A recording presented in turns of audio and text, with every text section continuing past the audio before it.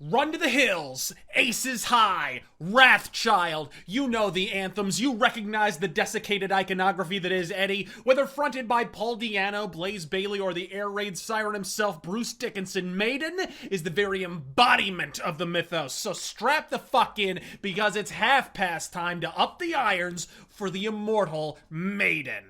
Scream from Dickinson! Iron Maiden!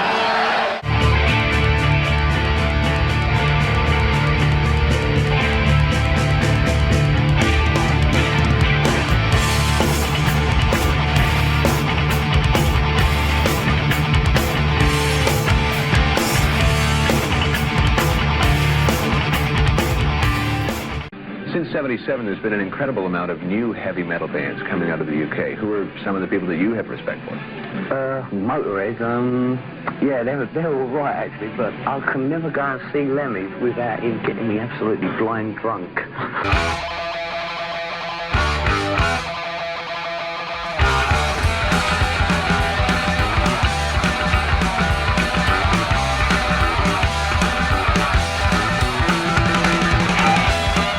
Today's episode is not only a tribute to a metal icon, it's also something of a personal breakthrough, because today I'm going to endeavor to make up with Maiden. Like many metal fans, as Iron Maiden have embraced their proggier side, I've thoroughly enjoyed getting in touch with my not listening to Iron Maiden's new shit side. Having now extolled the virtues of the Iron Maiden of yore, I'm now mortified to admit the following. Though the Paul Di'Anno incarnation of the band comprised my very first exposure to Iron Maiden, and today ranks among my absolute favorites, at a glance, I didn't actually initially dig it. In my own defense, it was part of some shitty compilation featuring footage from Maiden live at the Rainbow. I think it was on VHS. The mix was more fucked up than Bruce Dickinson's teeth or Paul Di'Anno in general, and at the time I was balls deep in some black metal and hadn't yet acquired a taste for the more melodic climbs of what came to be called the new wave of British heavy metal, less a subgenre than a bloodthirsty barrage of British badassery that subsisted from in or around 1978 to, say, 83. Saxon, Angel Witch, Venom, Avenger, my personal favorite, of course, Savage. Oh, but the blood diamond at the apex of the British metal crown was undoubtedly Iron Maiden, with virtuosic tandem leads from Dennis Stratton and Maiden stalwart Dave Murray, the galloping basswork and songwriting expertise of founder Steve Harris, the pulverizing percussion of the late Clive Burr, rest in peace, brother, and the deceptively talented Bowery bellow of Paul Di'Anno. The first two Maiden efforts married the technical precision of the 70s prog rock Steve Harris was weaned on and the street-level sedition of punk.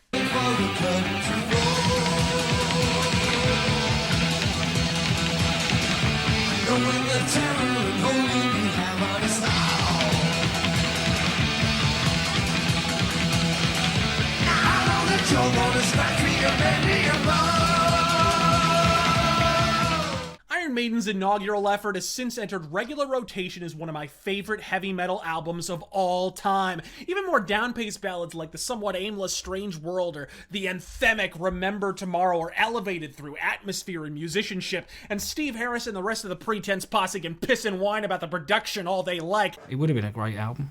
Could have been a great album, but some people probably think it is, but to my mind, it's still not. It never was. It's a shame. Lo-fi production is metal, particularly the new wave of British heavy metal, and that's precisely what this album is. Iron Maiden, buy it!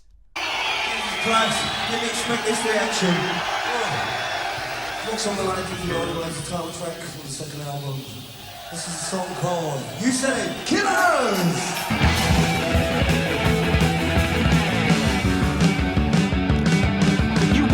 Subway, his eyes burn a hole in your back.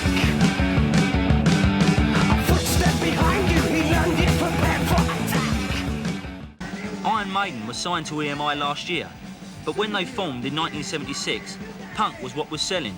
And as Steve Harris explains, when the band were first offered a recording deal 4 years ago, they were told punk was what they had to play. But they wanted us to get us a cut our hair and all that sort of thing. And, we just said, well, no way, because it's not what we want to do, and they want us to play more commercial music. People say, was it easy to, or hard to sort of just turn down a deal or anything like that?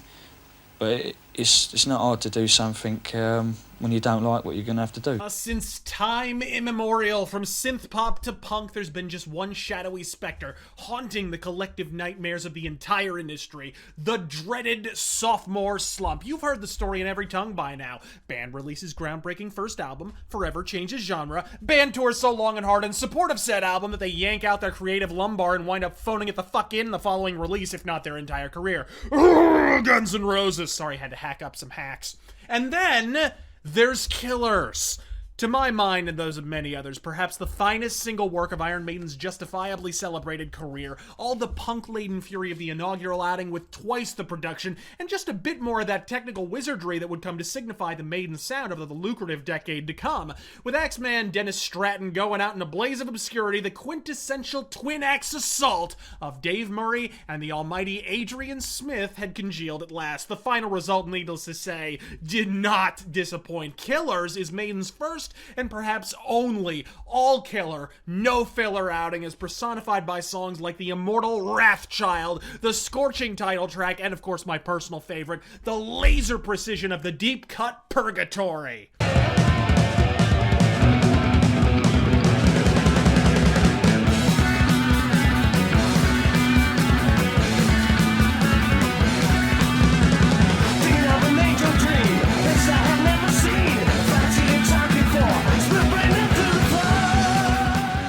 With Killers, you can begin to feel Maiden imperceptibly shifting in the more polished, metallic direction that would come to characterize their latter-day career, but it was this gradual shift that, along with substance abuse and a rigorous world touring schedule, would lead to Paul Di'Anno's untimely exit. Well, I had a few personal crises going on at the time with like my life and things, and it was a little difficult to sort of get my act together. I was also getting a little bit disillusioned with what was going on with me and, you know, some of the stuff in the band. And I thought the best option was for me to opt out instead of getting in the band's way. And the band was thinking that at the same time. So when we all actually met up, it was quite interesting, to say the least, that we decided to sort of call it a day. So we just parted company, basically. Which is a goddamn shame, because you can hear on this album that Paul's voice was beginning to fill out, becoming more powerful while expanding his wildly underrated range in the higher registers. Oh, can't you see me? Oh, can't you see me?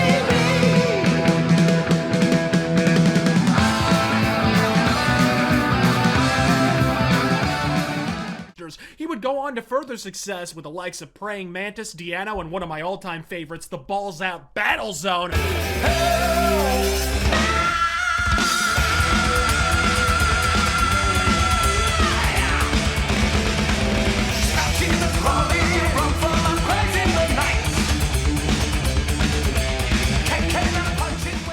But nothing quite on the level of his foray with Maiden. But an air raid siren was sounding in the distance. I mean, he hadn't actually asked me to join. All he said was, would you like to go to the audition? You know, whatever it was, you know, sing with the band or whatever the phrase was he used. And I started off, I sort of went, look, I said, for a start, don't expect me to get dressed up in all that black leather gear and all that and cut all my hair off and wear a frilly collar, I said, because I'm not the same as the previous singer. I've got my own ideas about what should happen, and if you don't like it, stuff it. And I hadn't even got the job. I mean, you know. Well, I love Di'Anno and everything, but Bruce Dickinson just brought the band to a whole other level. We kind of just went to a whole different level, really. It seemed to go to another level. You kicked it to a hole! Oh! Without Dickinson, I don't think they ever would have been as successful as they are today. Bruce Dickpants didn't make Iron Maiden any more than Kim Kardashian made the sex tape phenomenon. Oh, but don't believe me, Chuckles. Believe the fucking numbers. First European tour, Paul Di'Anno. First top 40 chart success, Paul Di'Anno. First top 10 chart success, Paul Di'Anno. First appearance on Top of the Pops, Paul Di'Anno. First world tour, first Japanese tour, first American tour, first headlining fucking tour, Paul Di-fucking-Anno. Bruce Dick Pants didn't make Maiden. He jumped on a well-lubricated machine that, due to everything from their own copious talents to the surging popularity of heavy metal at large, was going to make the Number of the Beast album #1, no matter who the fuck was singing on it. If I could accomplish just one thing in this entire harrowing harangue, it'd be to motherfucking assassinate for all time the direct one-to-one comparisons that invariably state as if irrefutable fact that Bruce Dickinson has a better vocal range than Paul Di'Anno. Bruce had a much wider range as a singer. Have you fucking heard early Maiden? Di'Anno regularly employed everything from rich booming baritone. Nobody there to reason why. To his signature streetwise shrieking.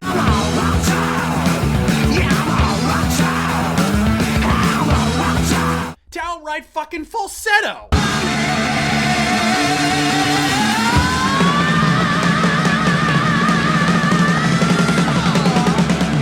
Sink your foundations deep, because I'm about to rock some Dickinson fanboys to their very core. While Bruce Dickinson does in fact have a naturally higher range than Paul Di'Anno, the two singers technically both have the same 4-octave range, meaning there are indeed ways that Bruce Dickinson is better than Paul Di'Anno, but, and cling tight to a loved one as I reveal this, there are many ways in which Paul Di'Anno is superior to Bruce Dickinson.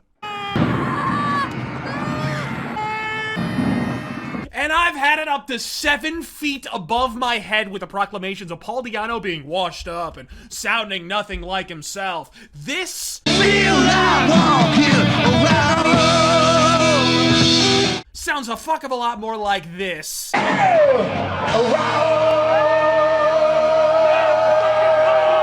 Than this.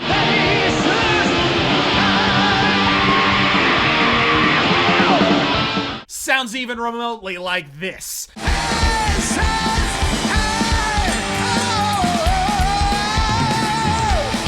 That's not a fanboy that just made that argument. Those are your ears. Rant fucking concluded. We came in the office a couple of days later, and I think we said, well, it's a bloody daft name, Bruce. What's your real name? I said, Bruce Dickinson. So we'll call you that. And you look like a roadie. He's 30 quid. Go and get a fucking leather jacket.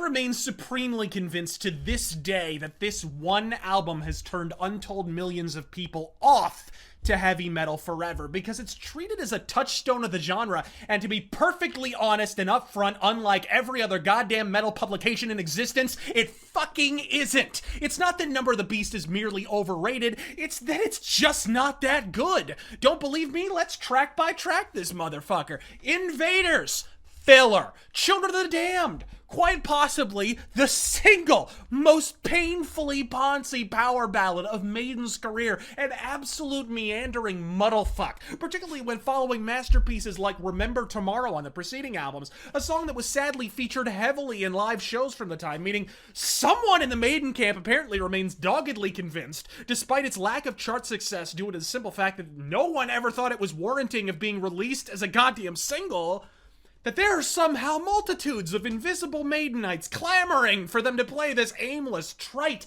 callow, mope-tastic monster ballad. Fuck this song!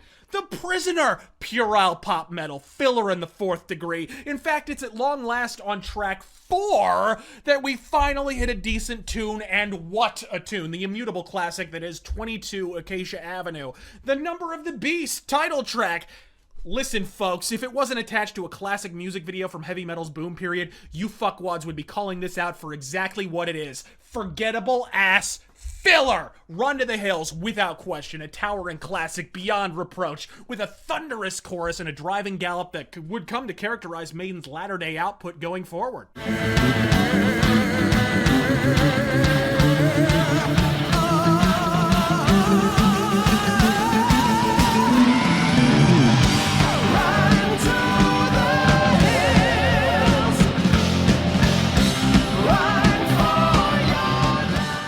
To many metalheads, the finest song Iron Maiden ever wrote, and while it's not an opinion I personally share, it's not one I would vehemently argue against either. And talk about your night and day, I hereby nominate Gangland for the single worst Iron Maiden song ever written. Superb drum work from Doom percussionist Clive Burr cannot save a narcoleptic, nasally chorus that highlights every last one of Bruce Dickinson's very few weaknesses as a singer, and nary a one of his copious strengths.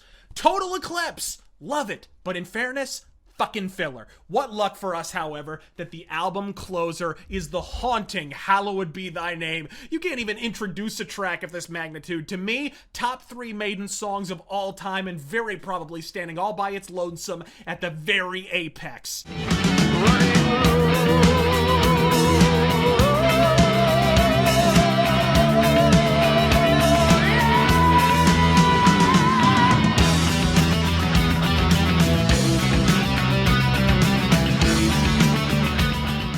Excellent tracks, a fuckload of filler, and the worst Maiden song ever recorded is not an ambassador of the genre. Peace of Mind, Killers, Powerslave, any of these Maiden albums I'd sooner hand to an aspiring metal fan than Number of the Beast. Its significance due to everything from the surging popularity of the new wave of British heavy metal to the advent of MTV is frankly primarily historical in nature. If Killers had benefited from 2 snazzy videos and heavy rotation on MTV, it would have been the first #1 Maiden record, and Slumber of the Beast would be in a fucking dustbin. The truth hurts. Wear a fucking cup. Next. The Martin Birch issue about the carload full of nuns is true. On that Sunday, we were working on the track Number of the Beast. It was a rainy night. I hit this van. I look in the back of the van, it's got windows and it's got about half a dozen nuns in the back. Anyway, I think the next day or a couple of days later, I took my Range Rover in to be repaired. So when I went to get the car, they gave me the bill and it was £666.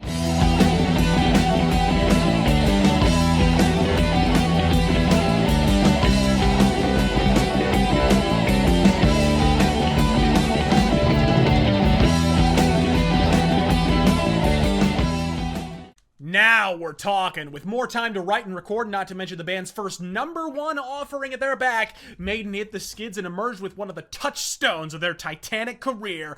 Peace of Mind feels more driven, more energetic, more inspired, more Maiden, motherfuckers, blasting off with a warhead by the name of Where Eagles Dare, and only occasionally slacking off for a couple instances of filler. Peace of Mind is an infinitely more consistent and cohesive work than the far more popular album that preceded it. Best track, with anthems in the form of The Trooper, Die With Your Boots On, and Sun and Steel. How do you even begin the picking process? But for me, it'll always be about the mythological majesty of Flight of Icarus. His wings turn to ashes, his blade. Fly on your way like an eagle. Fly as high as the sun on your way. A pioneering track in the Paleolithic power metal genre, like much of Maiden's early output, and one during which Bruce Dickinson's voice truly did add even further dimension to the machinery of Maiden. But it wasn't all upside, as in my opinion, the most talented drummer ever to grace the kit at Maiden's collective backs was suddenly and mysteriously sacked. Didn't feel like I wanted to leave. I just got asked to leave one day, and that was it. I will say it now and repeat it without reservation for all time. There has been no greater musical downgrade in Maiden history than the trade-off of Clive Burr for the massively inferior Nico I Know Exactly One Drum Beat McBrain. 2 minutes to midnight.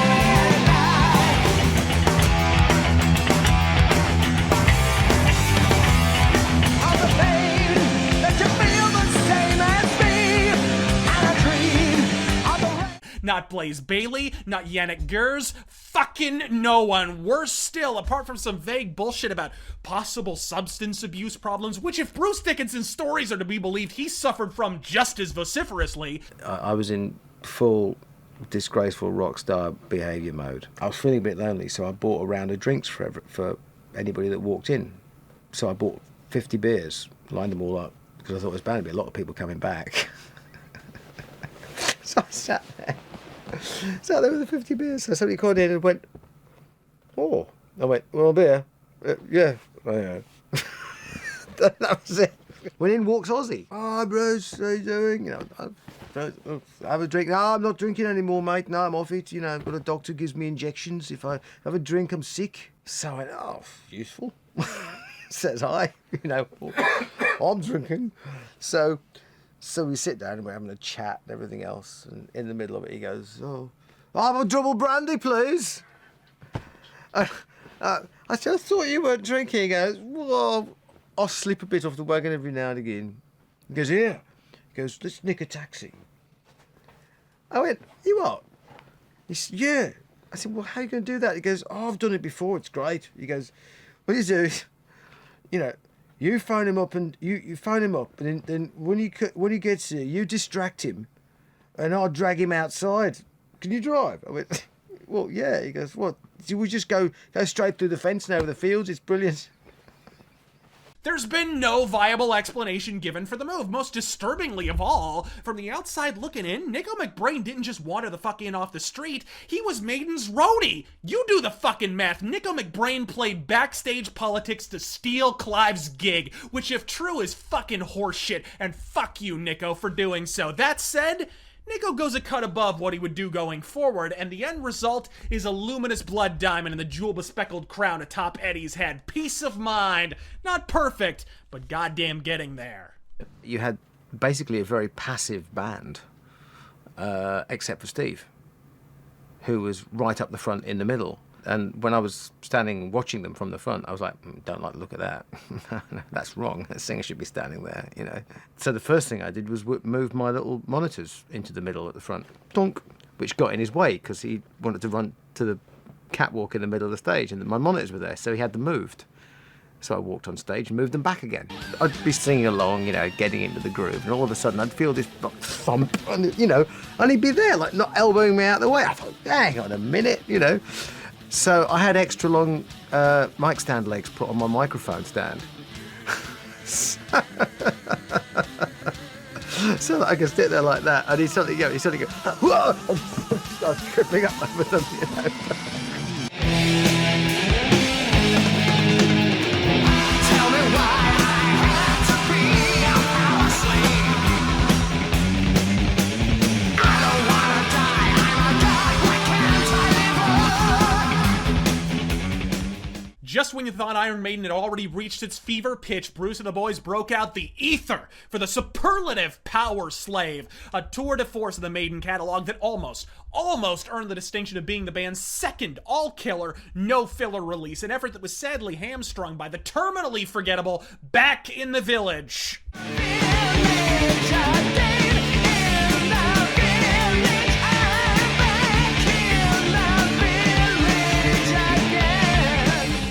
Would you find an extra sinus cavity behind your sinus cavity there, Bruce? Snuffleupagus ain't that fucking nasally, but everything the fuck else on the record, luckily, is 24-karat kick-ass, aces high, 2 minutes to midnight, Rhyme of the Ancient Mariner, the Duelist, anthem after anthem after ass-pounding anthem, but in my eyes, none attain the headbanging badassery of the shrine to swordplay, Flash of the Blade.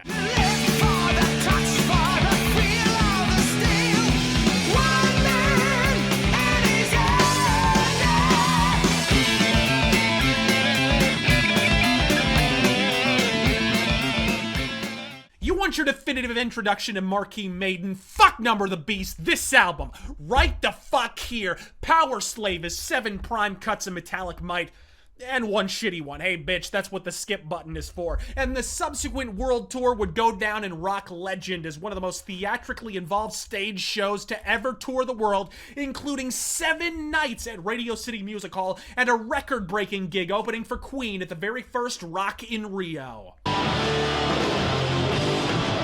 We turned up in the afternoon, the crowd was just, wow. I think at that time there's probably about 300,000. From the stage, you just see a sea of people going way out. So we thought, well, let's see if we can see the back of them. So Nico and myself, we climbed up the lighting rig, up the truss. Aladdin went right to the very top, and you still couldn't see at the back because it was overwhelming. I'd just like to take this opportunity to briefly gloat that pop princess Taylor Swift drew less than a quarter as many fans for her Rock in Rio gig. I will now pause for a brief recess to gloat. Ha!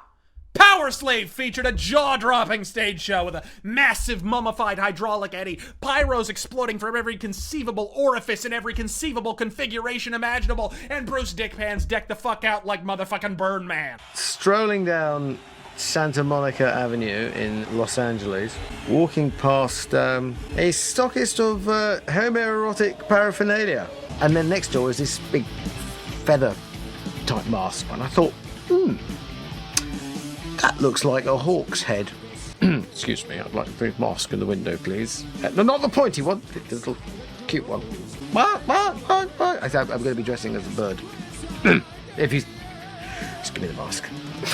You know, I've noticed the only thing British people like more than fake titties and not flossing their teeth is claiming that Americans only like Powerslave because it was your first introduction to the band. Yeah, thanks for weighing in there, gingivitis gentry. Bit of a snag, though. I wasn't a bead of sweat on my father's nutsack when this album was released in '84, and most modern metalheads weren't either. Lumbar pain and prostate cancer are still a ways off for me. Americans like Powerslave because Powerslave is fucking awesome! Solos that shred, vocals that soar, songs that actually know when to end. Everything about Powerslave warrants an unwavering recommendation. After my initial introduction via the exceptional Peace of Mind, this is the album that truly pulled me into the maelstrom of Maiden, and I regularly listen to and borderline worship it to this day. But nearly as venerated in the hallowed halls of metal lore is the live release that supported it. So, for just this one time, I'm gonna break a long-standing commandment of metal mythos. Bring on Live After Death. You read the stories and you think, the guy sent out his private jet to go and get him a curry. What a wanker. But if you're in rock and roll reality shift, there's a bizarre logic whereby, it's like, I want a curry. If I don't get a curry, I'm going to go mad. I don't care how much it costs, get me a curry. And after you've had about 6 months off, did I spend that much money on a curry? I could have bought a car for that.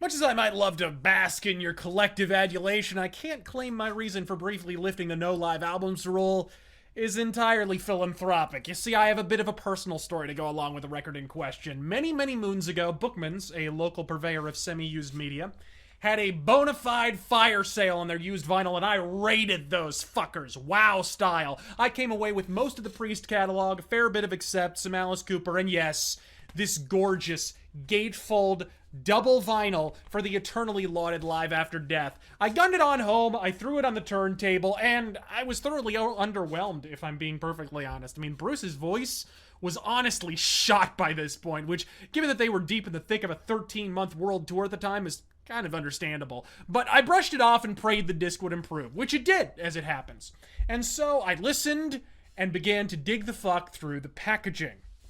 A gorgeous booklet replete with tour photos, programs, and all other assorted miscellany greeted my adolescent eyeballs, and then something fell out of it. A thin length of 80s printer paper. No, not the merchandising shit. I dared to part its papyrus pussy lips and discovered a report card. Preserved like a Cenozoic reptile in a layer of bedrock for all eternity, dating back to the fortuitous year of our Lord, 1985.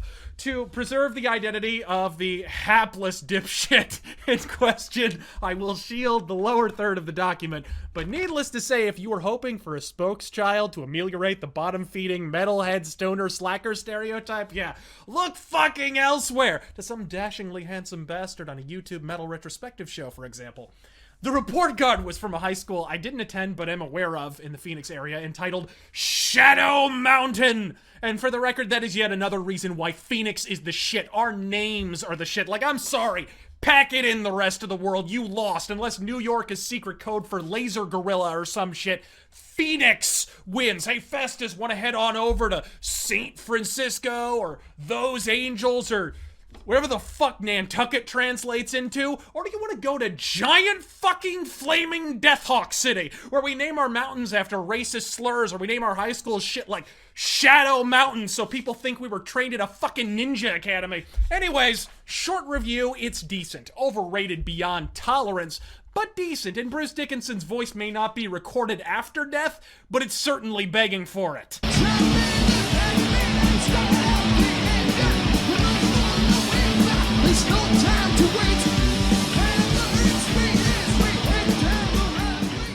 Next! Me and Bruce stood in the palms of the inflatable hands. So I'd be on, like if I'm looking out at the audience, I'd be on the left side, Bruce would be on the one on the right side.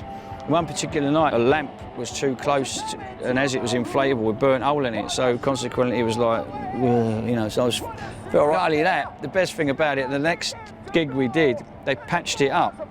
So it came up like that, but it came tied up. They tied the fingers back, so it came up with the middle finger. Like that. You know, and all of a sudden there'd be roadies frantically coming out and going. They're sort of like an alien hand fluffers.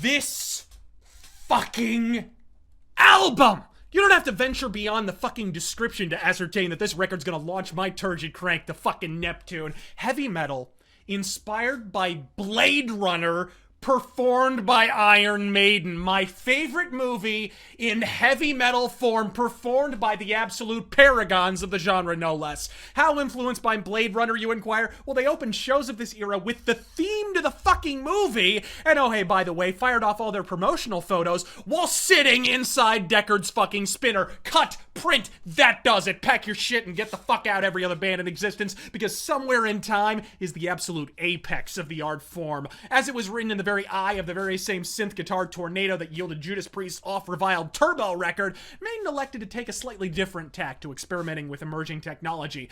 Put it in service to the scorching twin guitar harmonies and reverb-drenched operatic vocals that had traditionally been the mark of Maiden. Better still, Somewhere in Time, at least in my experience, appreciates with subsequent spins. I started off thinking it was a solid release, and it seems with each revolution of the sundial it continues its steady ascent to the highest halls of my personal power metal pantheon. Crisp, reverb-drenched production, punchy experimental songwriting that hadn't yet shed the direct pun-tinged approach of their former repute on the first two albums. I kind of find myself unable to sufficiently articulate my unflagging appreciation for this record, but every proper Sunday has a cherry perched atop, and on Somewhere in Time that comes in the form of Dave Murray's demonic Deja Vu. And of course there's a Dave Murray composition on the new album as well. Yeah, that's right. Yeah. Called Deja Vu. Yeah, and not Bourgeois Day. Yeah, Deja Vu.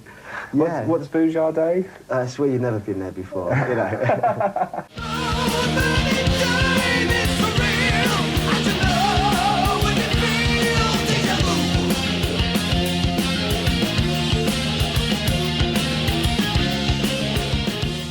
Somewhere in Time is simultaneously progressive, stark, moody, while retaining the street-level assault that swirls at the heart of the band's top-shelf output. All killer, no filler, cyberpunk savagery, implicitly recommended.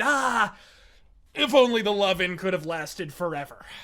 You can't play heavy metal with synthesizers.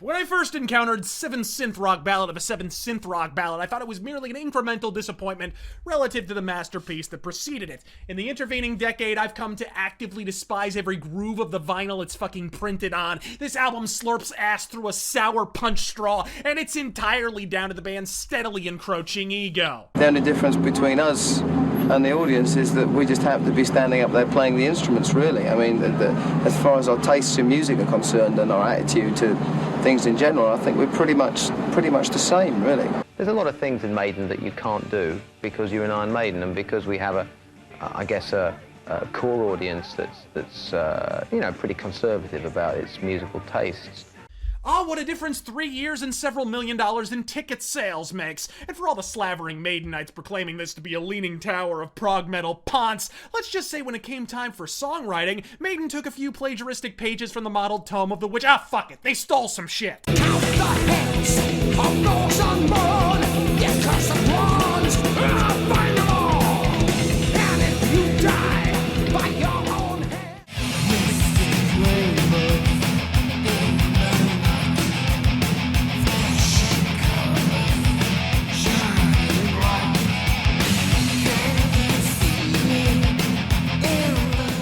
Oops! Work of genius? I agree. Animal House by Udo is a work of genius. 7 Synth Rock Ballad of a 7 Synth Rock Ballad is a back alley abortion performed by a medieval horse doctor with a pair of rusty salad tongs. 7 son of a 7 son. 7 son of a 7 son. 7 son of a 7. Fuck this album and every limber dick donkey filleting fuckwit who defends it. Next! It goes away again and we don't sell another record in America, we don't care. You know, America is a bonus for us. Our roots are in England and Europe, and that's where we belong. When we go to America, we're a European rock band playing America. And if they choose not to understand, that's their loss.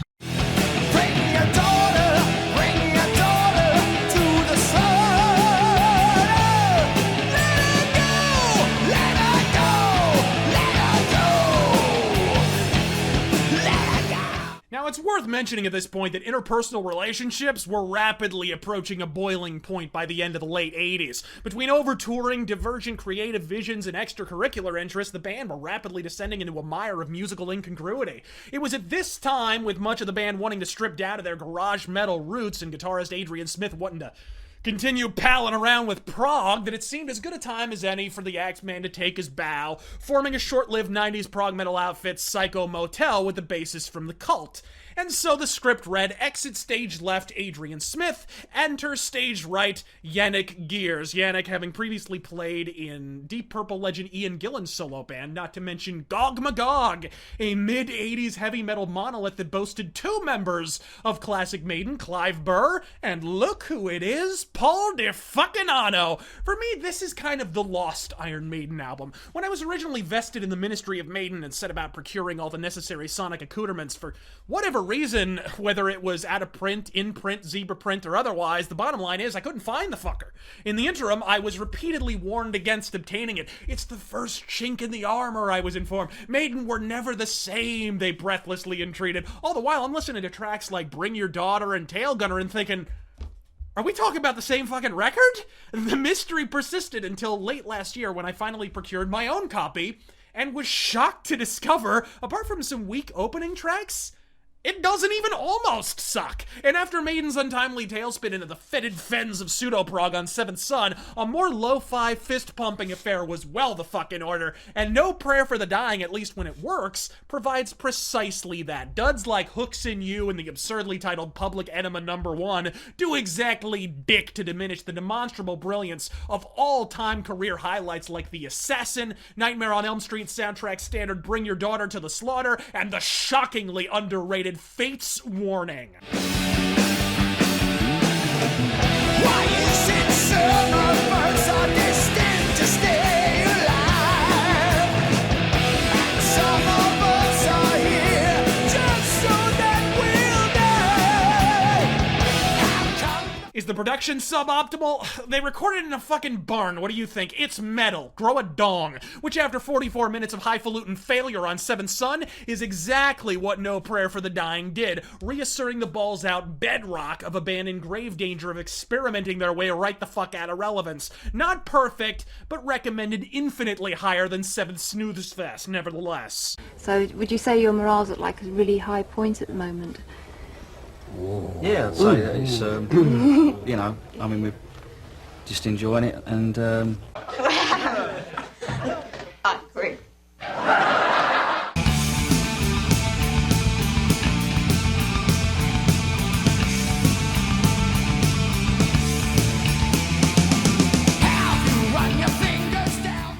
never understand, let alone subscribe to, the almost unceasing barrage of negativity and acrimony surrounding Fear of the Dark since its initial release in 1992. For all the classics the album spawned, a la the title track, and hidden gems vis-a-vis my personal favorite, Judas Be My Guide. Judas, my guide, whispers in the night. Judas, my guide.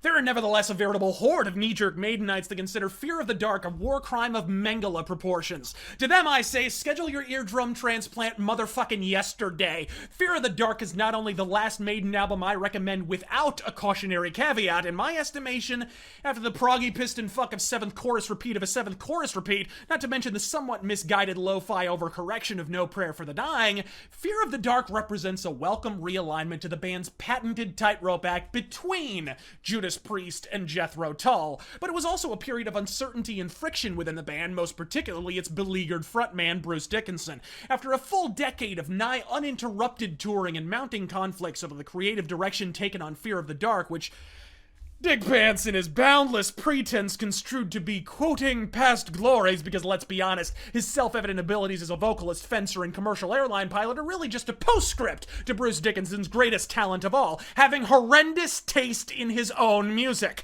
And then with all these myriad stressors compounding at once, it was suddenly the morning of November 24th, 1991. Freddie Mercury, the flamboyant frontman of the veteran British band Queen, died Sunday in his West London mansion. He died peacefully at age 45 of bronchopneumonia brought on by AIDS.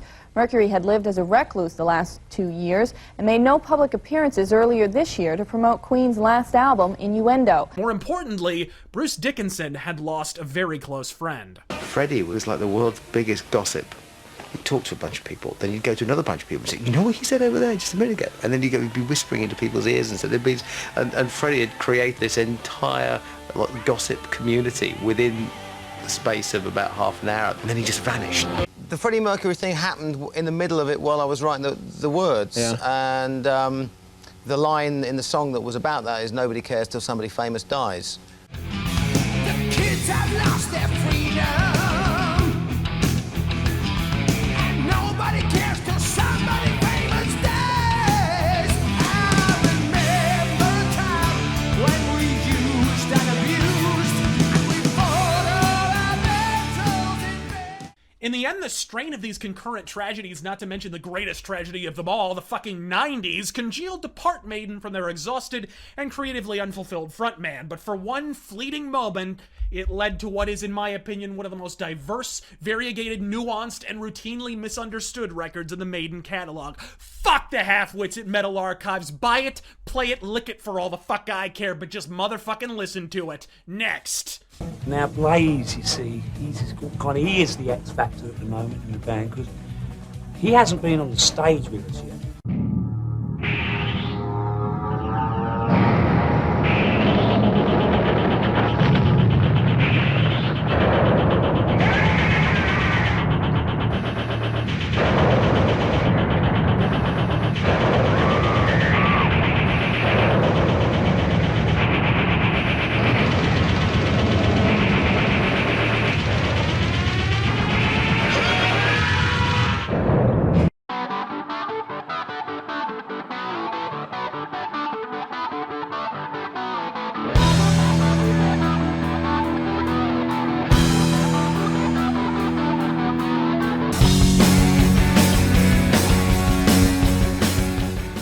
Gang, Razorfist here. 2 quick questions. Can you play soporific acoustic guitar intros of impractical length? After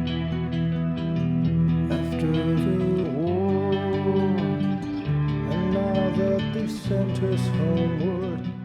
Can you repeat a chorus so many times you begin to doubt the very mechanics of the English language? Falling down, falling down, falling down, falling down. Can you repeat the monosyllabic oh sound until your skull erupts into an arcing fountain of blood?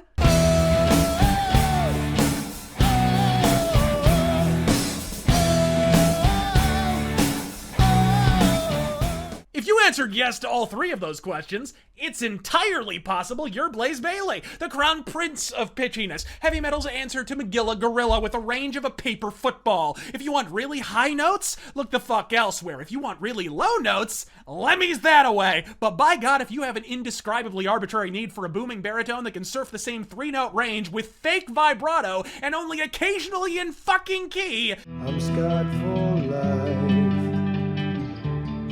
then motherfucking jackpot. No, wait, lose your voice 3 weeks into a tour. There's a mounting terror everywhere the end knocks some crazy crap. Now you're Blaze Bayley. With the vast majority of metal icons that weren't named Motorhead hanging up their leather pants at the outset of the narcoleptic 90s, the mid to late period seemed to consist of said bands reforming, often with different lead singers in tow. The two-fisted fuck yeah foundry of Iron Maiden and Judas Priest were of course no exception, replacing their iconic frontmen with fresh-faced foundlings, often of a younger, sprier variety. Judas Priest, as we've already firmly covered in Metal Mythos number 1, had the ravishing Ripper Owens, and Iron Maiden with Blaze Bayley. Okay, so someone's gotta draw the short straw in the lead singer lottery. Priest wound up with a voice that's arguably even more powerful than the one it replaced, and Maiden wound up with a middling mid-range mongoloid. Look, I don't hate Blaze Bayley. His shit with Wolfsbane is some of the most underrated British metal on this planet, and his solo work has continuously impressed since he departed the Maiden meat grinder. And before you say it, yes, there are some standouts in the Blaze Bayley era, borderline masterpieces even, some of which can be found on this very record. But really, pause, take stock, get painfully honest with yourself for a beat. Now, how many of those songs aren't much better when Bruce Dickinson sings them?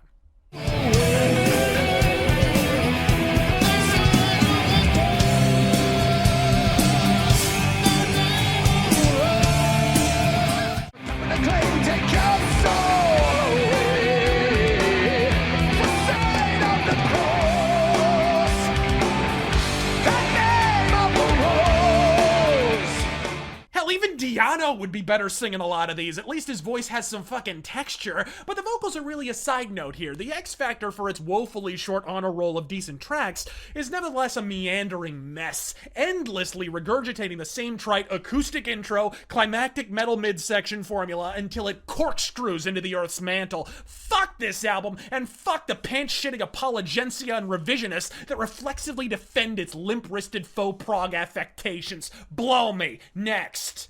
But Blaze's vocals are just, it's phenomenal. I mean, I really am.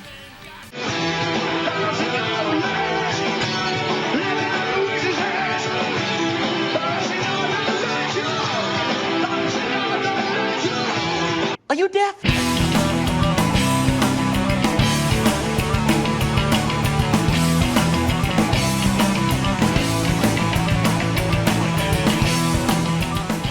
Virtual 11 belongs to a uniquely fetid phylum of man-titted ham beast. On the one hand, kicking off with a wildly underrated future reel, the album's highlights are, in my opinion, much stronger than the greatest standouts in the X Factor. And on the other, don't you think I'm a savior? Don't you think I can save you? Don't you think I can save your life? Don't you think I'm a savior? Don't you think I can save you? Don't you think I can save your life? Did you like that chorus? Well, I hope you like it to the power of fucking pi, because that's exactly the number of times you're goddamn getting it. Couple that with some of the band's most feckless filler in their career, and you have an album predestined for the goddamn bargain bin. I wonder if the Moonchild prophesied that shit. Between wanky, tiresome guitar solos, I mean. And you really have to feel for Blaze here. He's a talented vocalist. In one specific register. In short, he needs a band and producer who are going to protect him, who are going to slap some reverb on that fake vibrato so we don't have to hear him mewling like a kitten as his notes trail off in anticlimactic fashion. Oh, and lest we forget the Rosetta Stone of horrific 90s CGI that comprises the Angel and the Gambler video itself. The technology that they're using for this doesn't exist anywhere else. It's totally new, and there is more processing power than there was used on the Jurassic Park movie.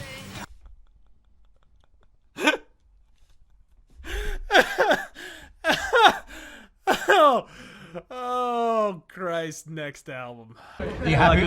Are you happy with the new lineup, with the fact that Bruce Dickinson is back in? Definitely. And Adrian Smith is back? Yep. What did you think of the last lineup? Suck! Oh, come on now. Play sucks! That's not fair. You can't sing for shit.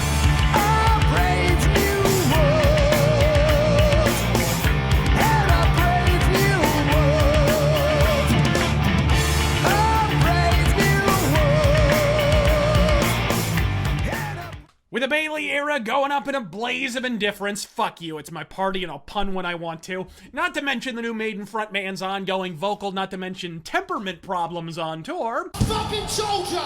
Right, a fucking soldier! Can you see who he fucking is? Get him! Fucking get him! Can you see him? Can you see? Kill him! Fucking get him! It wasn't long until Bruce Dickinson's phone began to ring. We all suddenly became unexpectedly wealthy last year. Our management sold all of our back royalties for the next 15 years for a cash sum to a Japanese merchant bank for $25 million. I remember saying, I said, so what happens if we don't get back together? And the guy said, oh, you get the money anyway. I said, so we get the money for sitting on our asses and not doing anything? He said, well, yeah. I went, oh, good. Well, in that case, let's get back together and make a great record. Which isn't to say Brave New World is a first-round knockout. If anything, it's a slow burn, a 12-round marathon culminating in victory by decision. In fact, as I previously mentioned, it was actually while playing this album that a complete stranger spontaneously inquired, hey, dude, is this Queensryche? And sure, at first glance, that might seem a smidge hyperbolic, but squint real hard with me for a moment.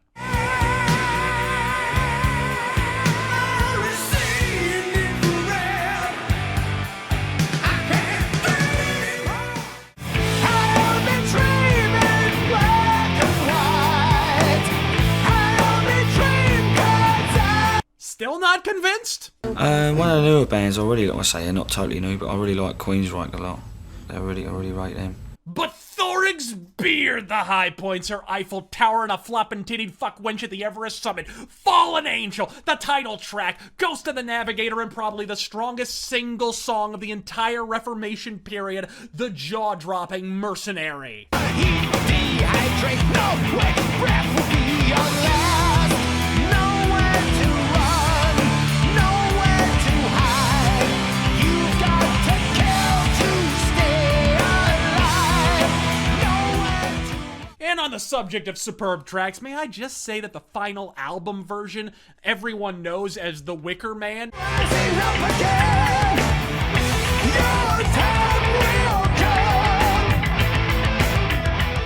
is vastly fucking inferior to the very rare original radio version with additional vocal harmonies.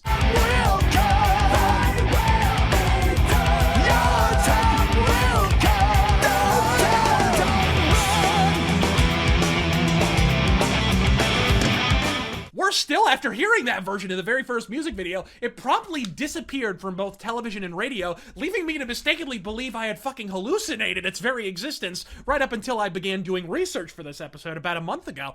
But Brave New World is no illusion, a searing assertion of the band's continued musical and cultural relevance, and sadly for me, the last truly excellent album the band have ever recorded. But stay tuned because it's not all downside, just most of it. Everyone's nightmares are going to heaven. Everybody's living the mask from their eyes. Everyone's praying, but no one's believing.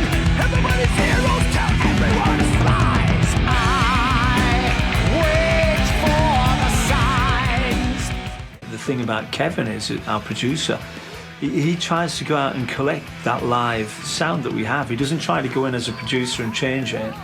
And, put his production stamp on it. Well, there you have it. Every malady abiding in modern Maiden can, at the end of the day, be traced back to one man, Kevin Shirley. Yes, Steve Harris is infamously indulgent. Yes, he goes through chorus repeats like a hemophiliac through a box of Band-Aids, but the producer's job is to pipe the fuck up and say, no! Hell, at this point, his job should be to say, fuck no, this song was good 19 choruses ago. Put the bass guitar down, swap out the skeegy soccer jersey, and for fuck's sake, trim your fucking unibrow, Harry. What are you, one of the Angry Birds? Fire up the weed whacker and carve a fucking flesh moat between your ever-loving eyeballs. In the absence of a producer who isn't afraid to speak truth to power, you wind up with what I consider the single worst Iron Maiden album ever recorded, Dance of Death. From your first errant glimpse of the Beast Wars caliber CGI on the cover, you know you're in for one mild ride. I'm gonna organize some changes in my life. I'm gonna exercise the demons of my past. What are you, Natasha Bedingfield? Thanks for the self-help medal, you quintagenarian jackasses. Are you even serious with this shit? This is your follow-up to Brave New World? Arguably one of the strongest comebacks in the history of metal? Fuck every solitary thing about this album. Whereas prior Maiden releases had pioneered the sound of metal going forward, this is very much a record of its time. In short, 2003 sucked, and so does Dance of Death. Next. It's the best record we've ever made. But don't they say that all the time? Every record. He's no flies on him, is there?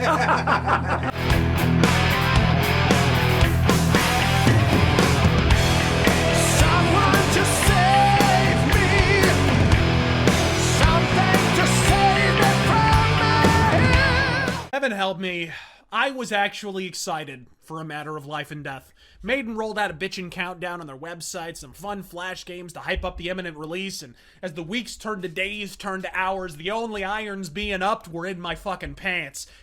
Day one purchase, and I have the flag to prove it. Sure, Dance of Derp was a shit show, but I mean, no one's perfect. Everyone hits a speed bump once in a great while. I broke the sound barrier, giving Maiden the benefit of the doubt. Working at the aforementioned comic shop at the time, we all eagerly popped the disc into the sound system and set about doing our appallingly easy, overpaid jobs. Minutes went by. Nothing. No headbang, no devil horns, no reaction. Fully the fuck flaccid. By the time we slammed into the 9 billionth refrain of Brighter Than 1,000 chorus repeats, my boss and fellow metalhead had turned to me and said, as if oblivious to the dog shit album we were all being subjected to at the moment, you know, Maiden are great, but I'm not so sure about their full-length albums. And with that, he pivoted and left. No, I silently screamed to myself, this is better than Dance of Death. Maiden wouldn't dare release two subpar, indescribably indulgent shitfests, one right after the other. But as the Pilgrim gave way to the appropriately named The Longest Day, I was finally forced to admit to myself, in most ways that matter, A Matter of Life and Death might actually be worse than its predecessor. An hour and 12 minutes of tripe, kicking off almost immediately with a song that sounds like it could be the theme to a teeny bopper dramedy on the CW network. Tell me what you can hear, and then tell me what you see. Everybody has a different way to view the world. I would like you to know, when you see the simple things, to appreciate this.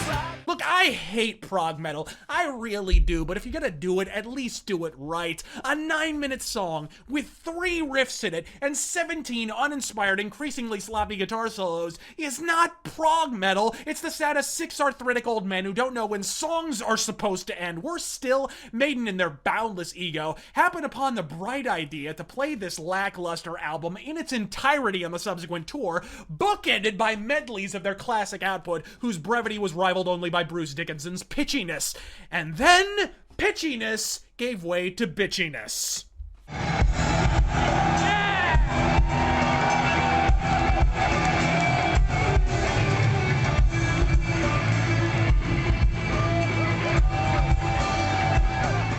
So wait! Paul Di'Anno, having been explicitly provoked by a limberdick inebriate at a show in Germany, tells him to go watch Bruce Dickinson pivot like a fucking ballerina if they're not cool with shutting the fuck up at one of his concerts. Bruce Dickinson! This is Kevin did this. Кто-нибудь помнит Bruce Dickinson? What? Bruce Dickinson! Bruce Dickinson, what about him? I'm sorry, I don't sing opera. Run to the Too fucking easy. If you like Bruce Dickinson, go home.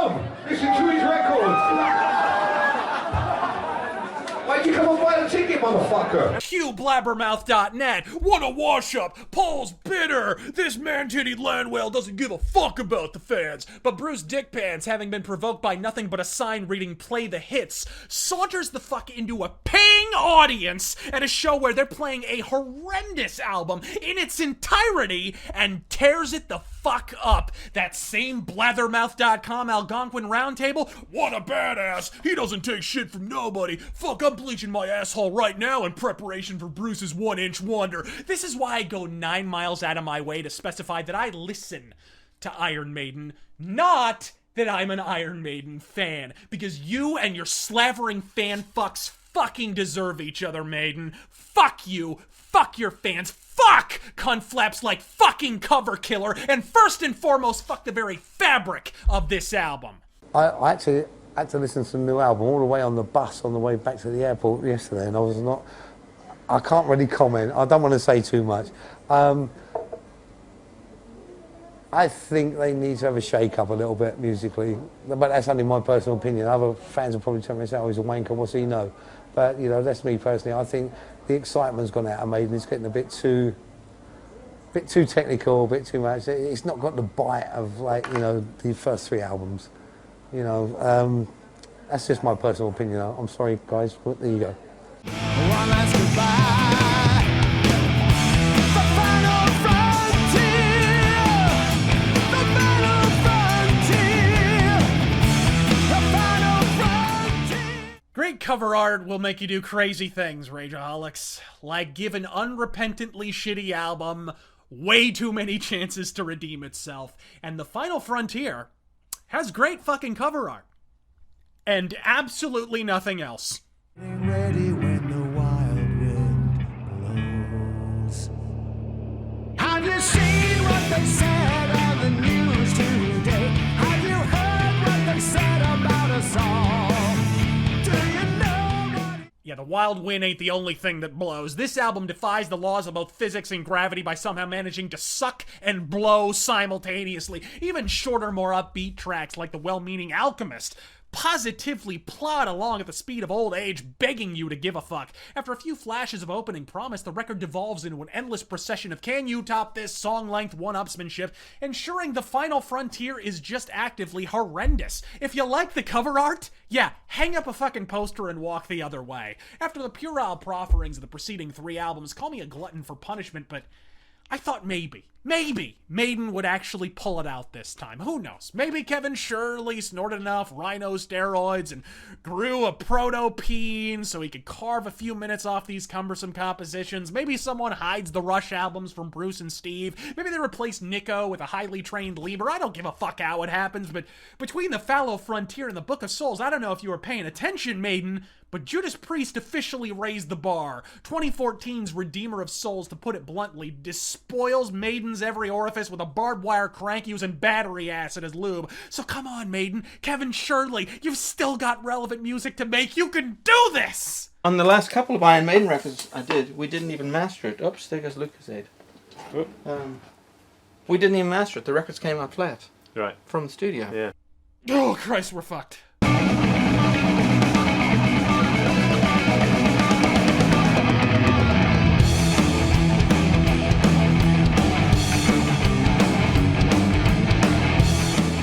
Right from the opening synthesizer sting, like an airsoft round to the nads, you become acutely aware of what to expect from the Book of Souls. Look, on the whole, the Book of Souls is an improvement, and a marked one over the lethargic Final Frontier, but it still sucks. And until Maiden curtail their combined egos long enough to carve some fat from these belugal fucking pseudo-songs, their music will continue to suck. Which isn't to say the musicianship isn't superb, and there aren't a fair few highlights, but of course the biggest story surrounding the release of this album, by far, came just months before it dropped, when it was revealed that Bruce Dickinson had survived a battle with, of all things, tongue cancer.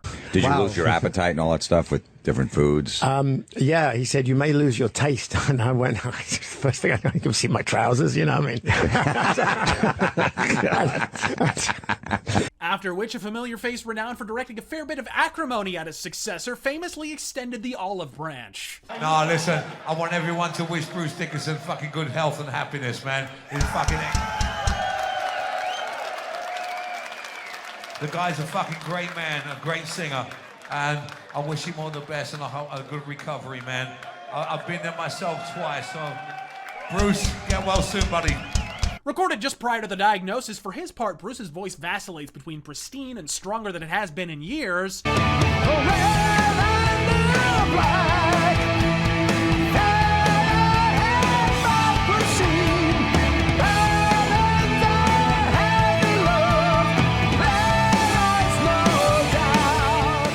And haggard howling after I can only assume power chugging a tall glass of whole milk.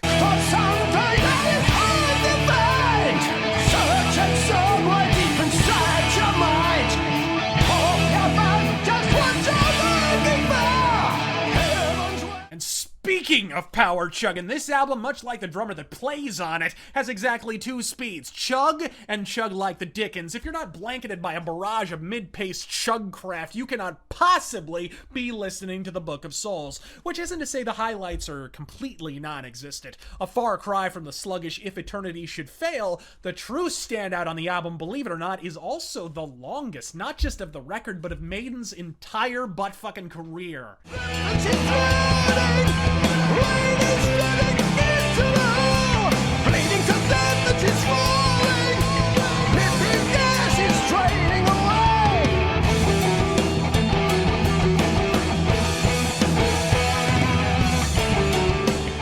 Hey, if eternity ever fails, consult this song's fucking runtime. A theatrical aviation epic evocative of the iced earth masterpiece known as Gettysburg, Empire of the Clouds, to me anyways, feels more power metal than prog, and tells the harrowing tale of the R-101 airship disaster. As a student of history, I would have found it fascinating regardless, but Bruce Dickinson's passion for the subject matter is in full flight and is guaranteed to draw in even the most ambivalent of listeners, though admittedly, the final instrumental refrain feels like yet another of the seemingly endless procession of meandering musical brain farts that characterizes so much of latter-day Maiden. Nevertheless, Bruce and the boys are to be commended for pulling off such an ambitious track and for once actually doing it convincingly. Strangely enough for me, the best songs on the Book of Souls also happen to be the longest. Tracks like Empire of the Clouds and The Red of the Black are far removed from the muddle-fucking mundanity of, say, The Reincarnation of Benjamin Brieg or The Isle of Avalon. The Book of Souls is plotting, pretentious, and provably imperfect,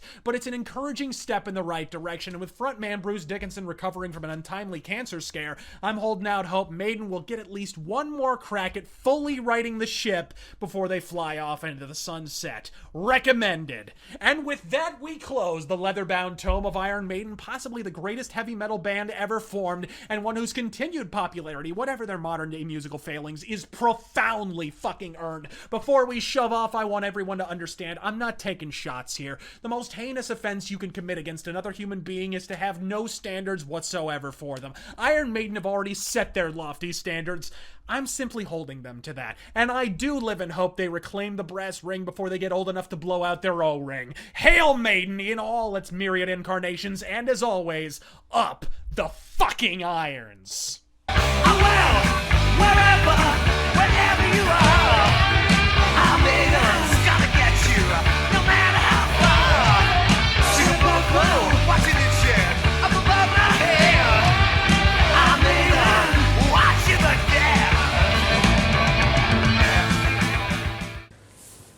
Be seeing you